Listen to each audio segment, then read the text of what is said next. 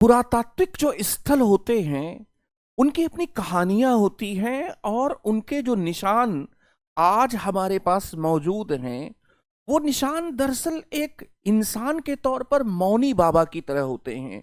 वो अपने बारे में कुछ बता नहीं पाते हैं। अगर कोई ऐसी स्कीम आ जाए जो आर्कियोलॉजिकल जो साइट्स हैं और खास तौर पर जो आइकॉनिक आर्कियोलॉजिकल जो साइट्स हैं, जैसे कि अगर हम लोग यहां पर राखी गढ़ी की बात करें, धौलावीरा की बात करें, या फिर लोथल की बात करें, या फिर सारनाथ की बात करें, फिर लेह पैलेस की बात करें, या फिर हस्तिनापुर के किले की बात करें, ये जो आर्कियोलॉजिकल साइट्स हैं इनके जर्जर हालात को ठीक करने के साथ साथ अगर ये अपनी कहानी बता सकते तो ये बहुत ही जीवंत, बहुत ही क्या है, अनुभवजन्य, एक सांस्कृतिक गंतव्य के रूप में, एक कल्चरल डेस्टिनेशन के रूप में तब्दील हो जाते। एक साधारण आदमी जो घुमंतु बनकर किसी आर्कियोलॉजिकल साइट्स पर पहुंच भी जाता है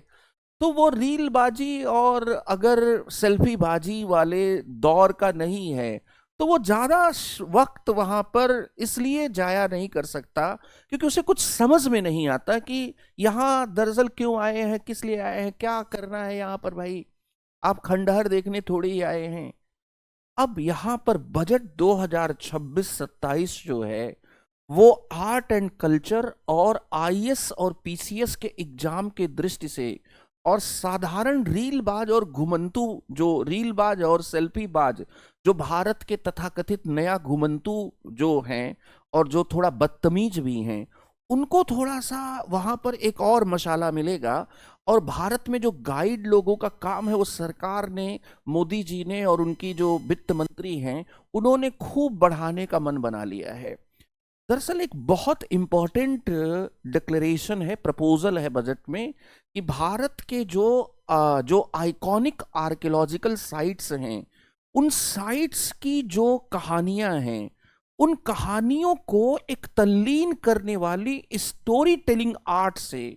उनको बताया जाए, टेक्नोलॉजी का प्रयोग करके, इमर्सिंग हो बिल्कुल, कि आप एकदम तल्लीन होकर सुने। क्या तल्लीन होकर सुने कि राखी गढ़ी साहब लार्जेस्ट सेटलमेंट था हड़प्पा, लार्जेस्ट सेटलमेंट्स में से एक था इंडस वैली सिविलाइजेशन का। धौलावीरा साहब वाटर मैनेजमेंट सिस्टम में इतना अच्छा था कि इंदौर और दिल्ली जैसे शहरों को आज उसके पूरे आख्यान पर शर्म सी आए। लोथल साहब अर्लीस्ट डॉकयार्ड था हिस्ट्री का, कि सबसे पहला डॉकयार्ड था। सारनाथ